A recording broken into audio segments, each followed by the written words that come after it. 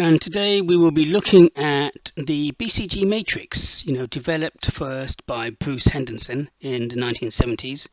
We're going to be looking at, its purpose and where it sits in the organizational structure in terms of strategy. We're going to try and explain the model and apply an example using Samsung. And then we also want to look at some of the disadvantages, and then we want you guys to download, if you haven't already, the Zapper app.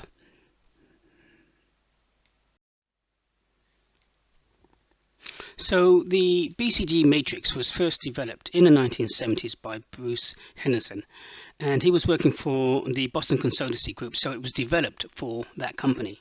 Sometimes, it is known as other things. It can be known as the growth share matrix, the Boston box, the product portfolio, and it is one of the oldest models around from the 1970s, as we've said. So it is quite controversial from one perspective because it's based on the 1970s and businesses for that time, and one could argue that in today's business environment it is a different type of environment and different companies operate in different ways. But nevertheless, I still believe it is a useful tool that can be used at a different level. The model itself is a 2x2 matrix, and the purpose of it is to determine, where to allocate resources, when to cash out, and when to divest in terms of strategic business units and business lines. And this is very, very important for a company. Hence the reason why I still believe it's still useful in today's environment. When we look at it and the implementation of it, we're talking about the implementation of the BCG matrix at the corporate level and not at the other levels, which we're going to go on and discuss. So we imagine a pyramid and liken this to a company. The company would have 3 different levels.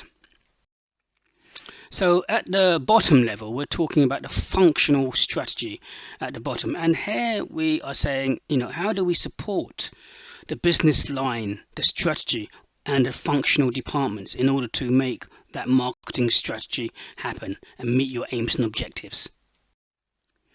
In terms of the business strategy, we'll be using other models here, and the models that we will be using here would be things like Porter's 5 forces, which you've looked at before, or the value chain, or VIRO, V-R-I-O model. So these are some of the models in terms of the business strategy that will be looked at from the middle section of the pyramid. At the corporate level, this is where the BCG matrix comes into play. So here, the management must decide and know how to gain competitive advantage in each of their strategic business units. And this is about gaining competitive advantage, but also knowing which businesses they want to be in and which businesses they want to move away from. So if we use the example of Samsung, then what businesses, strategic business units and product lines should Samsung be in, and why should they be in those areas, in that market sector? So from a corporate level, they need to be deciding what should they be in, and why they want to be in there, in which direction they want to go. So when we're looking at the BCG matrix, we're saying to ourselves, this is going to be used at the corporate level to determine, where to invest in terms of the strategic business units. Should they invest in the cameras, or should they invest more in smartphones, or should they just focus on the TV business in terms of Samsung? So where should they invest their resources in order to get the maximum benefit for the company? So there are 2 factors that we use on the BCG matrix to plot the business units within this model, and they relate to the competitiveness or the relative market share of the business in relation to other competition in that same market sector, which I'm going to show you later on how to calculate. and also the market attractiveness, which is about the market growth rate, which at the moment, according to Bruce Henderson, it was set at 10%, but in terms of a growth rate being high, being very good. So that was back then in the 1970s. It's not to say that a 5% growth rate will not be high in certain types of marketplaces. So we have to remember again that this model was based in the 1970s. So we can see that we have at the top of the model the relative market share. And is the relative market share high or low? And we have to calculate this in terms of market share. And again, I'll show you how to do that later. And then on the other side, we've got the market growth rate, and we're expecting, and we just expect for the time being, a market growth rate of around 10% to be very good in terms of if the market looks attractive or not in terms of the growth rate. Now we have the question marks. So products that are in the question mark can be seen to be an unknown quantity because it may or may not succeed. It has a relatively high growth rate, but in terms of its relative market share, the relative market share is not that high at the moment, and the question marks need lots of development. It needs lots of product development in terms of differentiation, perhaps in terms of innovation, in terms of marketing, investment in personnel, investment in marketing, in order to help it along its way onto the stars. But without that investment, it's not going to become a star by itself. So you do need the investment there, and this is what it's all about, is to determine where you should be investing in your strategic business units.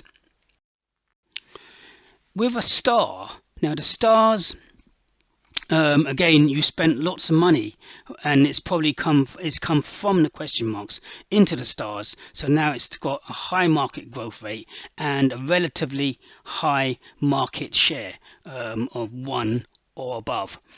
And here the stars are now producing lots of revenue, but at the same time, in order to make them stars, you still need to continue with the investment, the marketing, the product differentiation, the investment in personnel, the investment in capital expenditures, innovation, and so on and so forth, in order to keep them as stars. Later on, and again, the BCG matrix is linked to the product lifecycle as well.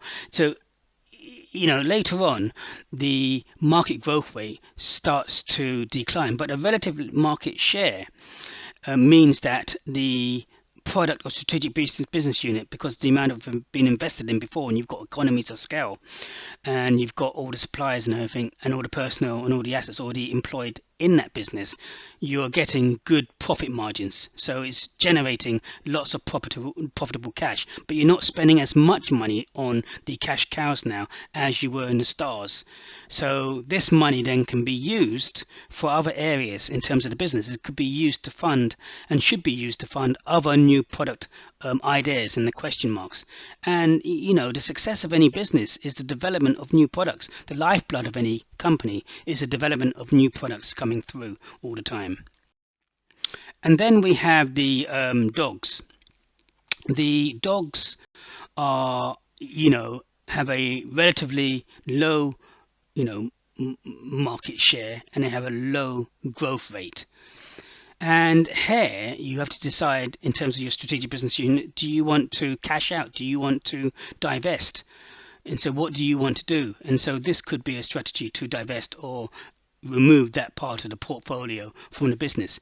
But it's not always necessarily the case that you should actually get rid of dogs, because sometimes you have a product line or a range of products, and sometimes you need certain dogs which can be classified as dogs within your range in order to support other product lines, which we will show as an example later. So let's go back to looking at the relative market share. So we know that from 1 to 10 is good, from 0.1 to 1 is not so good, so it's low. So to calculate the relative market share of a product, you need to divide its market share by the market share of the product's largest competitor. So let's take an example. So if we took your strategic business unit in that market sector being 10%, and you took your largest product's competitor being, say, 50%, so you divide your 10% market share by the 50%, which gives you 0.2 relative market share. So here we can see in this instance it's not that favorable. So if we look at the bottom left, yeah, is the cash cow, and an example of the cash cow are the washing machines.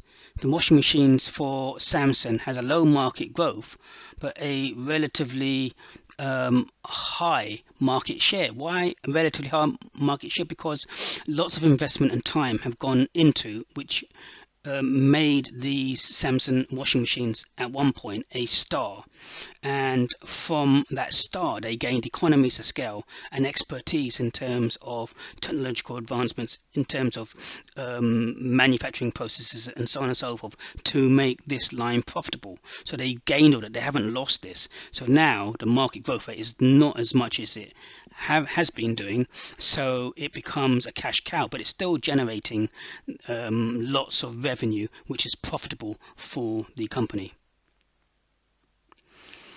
So if we look at the stars, then the stars can be seen like with Samsung's TV. Likewise with their mobile phones. Their mobile phones are extremely, profitable for the company. But again, lots of investment has gone in to, developing and innovating and marketing and product differentiation and the features.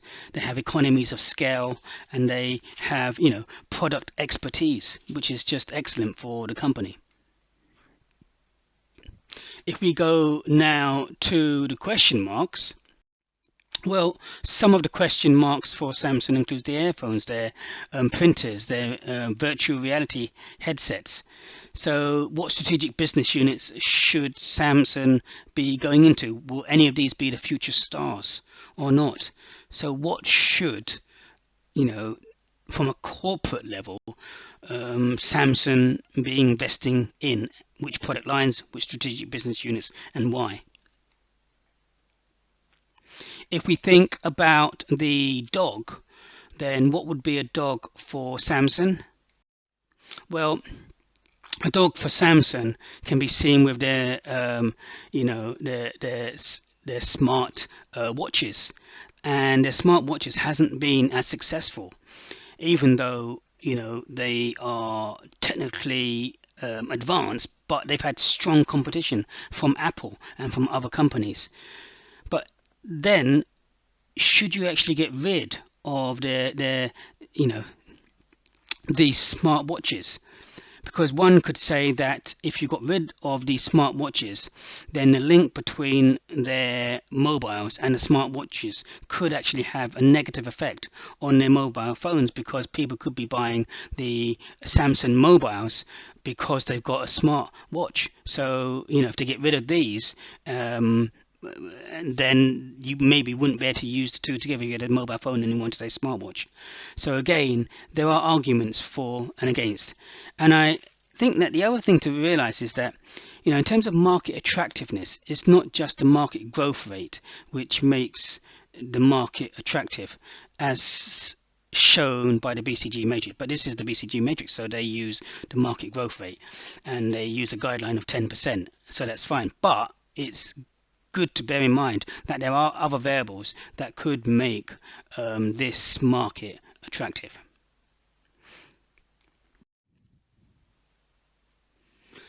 So just to recap, we know that this model is over 50 years old. It was produced by Bruce Henderson, who worked for the Boston Consultancy Group, hence the name, the BCG Matrix. We know that this is one of the oldest models, and it's really to do with determining where money should be invested into what strategic business units and what product lines. And we know that this is determining from a corporate level what should be done. So what should be done from a corporate level, not a business strategic level or functional level, but really at a corporate level. When to cash out, when to divest. And we know, as we said, it's based on a corporate level, but we also know that it's, based on market attractiveness in terms of market growth based on 10%, but it can be lower, and also relative market share. And the relative market share, is very, very important, because you need to determine how or if you have a competitive advantage over your other competitors, and all the way to work that out is by taking your market share by your biggest competitor's market share and dividing that, and then you will know where you sit. And the reason for the relative market share is because it gives you, one, economies of scale, because you can buy more at a better, more effective price, which gives you your gross profit margins, which will be increased. And also you would have developed technological product expertise, again gaining you better efficiencies and helping you to increase your net profit in the business. So I hope that has helped today from Mr. Tan. Require you to do is to download the Zapper app on your mobile, ideally, or on your tablet. And all you do is just go down to Google and you type in download Zapper, Z-A-P-P-A-R, Zapper app, and then Google will come up with this little red box with the yellow lightning flash in the middle and black outer, and it will come up with this Zapper app here, and you can just click on install, and then it will install it on your device if it's on your mobile. And then once you've installed this on your mobile, all you need to do is then open it and then scan it over the barcode, and this will lead you to additional homework that we would like you to complete. Many thanks today, again from Mr. Tan.